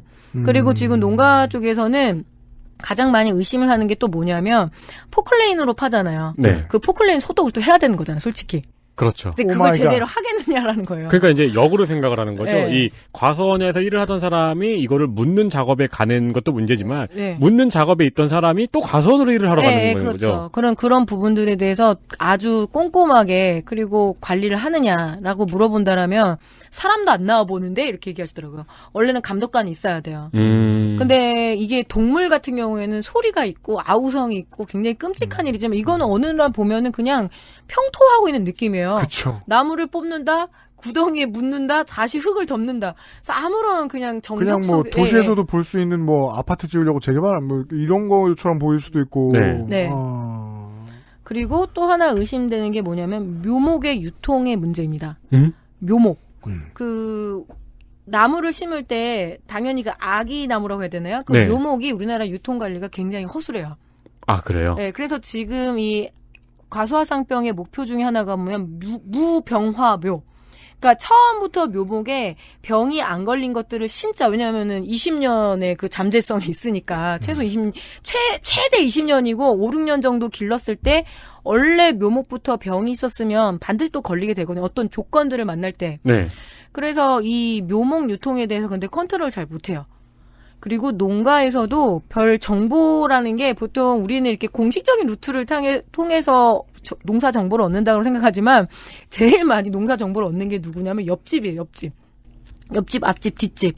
그래서 그건 네, 모든 사람이 그래요. 그래서 삽주라 그래가지고 갱신을 하거든요. 수목 갱신? 그러니까 기존의 나무에 가지 사이에 새로운 그 좀 튼튼한 어린 나무를 갖다가 그쵸? 끼는 걸 삽주라고 해요. 네. 근데 지난번에 어떤 사례가 있었냐면 외국에서 너무 잘 달리고 맛있고 막 이런 거를 어여부 이렇게 들여오는 거예요. 원래는 걸려야 되거든요. 한라봉의 전설. 예, 그래서 뭐 그 문익점처럼 그렇죠. 그리고 동물 몰래 들어오는 것도 크게 뭐 막 그러잖아요. 근데 특히 식물 같은 경우에는 그냥 별 생각이 없으신 것도 있어요. 해외여행 갔다가 되게 예쁘네. 그래서 들어오는 경우도 있고. 뭐 그리고 이모땡 회장님 같은 경우에는 왜 그 중국에 왜 대추 맛있다고 막 사갖고 들어오고 막 이러잖아요. 그거 정말 하면 안 되거든요. 어쨌든 네. 그래서 삽주를 하다가 벌어진 문제일 수도 있습니다. 그래서 묘목 관리에 대한 그 문제 제기들이 되게 많은데 이게 또 묘목도 엄청난 이권들이 많이 개입돼 있더라고요. 그 묘목 산업이 딱 업체별로 그리고 집단별로 딱딱딱 움직이는 게 있고 그리고 굉장히 돈이 많이 돼요. 네. 비싸니까. 예. 그리고 그런 거 제가 한 번씩 웃는 게 뭐냐면 묘목 장사나 그다음에 그 모종 장사가 제일 좋은 거예요. 그거는 무조건 사가지고 가잖아요. 네. 잘 길러가지고 폭락이 할 수도 있고 폭등이 할 수 있는데 묘목하고 모종은 굉장히 안정적인 거죠. 아하. 파기만 하면 되니까. 그래서 그렇죠. 솔직히 말씀드리면 그런 얘기 저도 많이 하거든요. 귀농하신다 그러면 그냥 묘목 심으시라고. 열매를 맺어서 열매로 먹고 살 생각을 하지 말고 묘목을 하세요. 이렇게 제가 반 농담 반 진담처럼 얘기를 하는데 그리고 유행도 굉장히 빠르고요. 매실이 유행이었다가 그 다음에 뭐가 유행이었다가 뭐가 유행했다서 이 묘목 산업은 오늘은 집중적으로 다루진 못하지만 한 번은 좀 까발려질 필요가 있어요. 그렇게 좋은 산업이면은 얌전히 있을 리가 없겠죠. 그럼요. 네. 그죠. 맞아요. 개꿀이 나오는 산업은 그렇죠. 마피아가 있어요. 네. 네. 거기 또 권력 관계가 형성이 되어 있겠죠. 아, 그럼요. 그리고 그쪽이 책임져야 할 원인들도 있을지 모르겠다. 정말 다양한 원인들을 알아봤습니다. 네. XSFM입니다. 프랑스에 살면서 많은 마카롱을 먹어봤었죠. 하지만 언제나 만족했던 건 아니었어요. 절 가장 만족시킨 마카롱이 한국에서 왔다면 믿을 수 있나요? 촉촉한 식감, 은은한 달콤함. 제가 마카롱이 기대했던 모든 것이었어요. 네, 오뉴 마카롱이요. 입안 가득 프랑스의 달콤함. 오뉴 마카롱. 면역 과민 반응 개선용 건강기능식품 알렉스. 면역 과민 반응 개선 기능으로 국내 최초 식약처 개별 인정을 받았습니다. 써보신 분들의 반응을 알아보세요.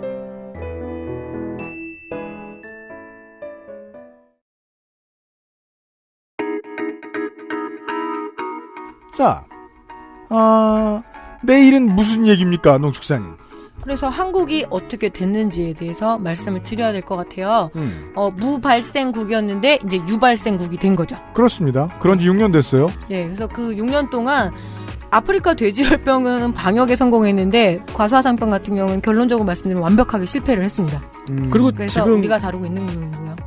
하시는 말씀을 들어보니까 이걸 어떻게 막아라는 생각도 드네요. 네, 근데 열심히 막긴 막았어야 돼요. 제가 보기엔. 근데 지금 속수무책 그 상태입니다. 네. 농가에서 경영하시는 많은 청취자 여러분들, 내일도 잊지 말고 들어주십시오. 농축산인하고 다시 돌아오죠. 유승균 PD하고 윤세민 에디터였습니다. 381회 목요일 순서를 마치죠. 그것은 알기 싫다였습니다. 감사합니다. 예, 다음에 뵙겠습니다.